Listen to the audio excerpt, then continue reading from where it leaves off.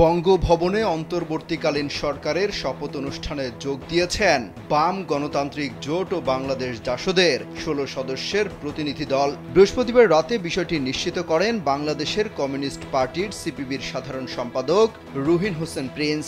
তিনি কালবেলাকে বলেন, আমন্ত্রিত হয়ে বঙ্গভবনে উপস্থিত হয়েছেন।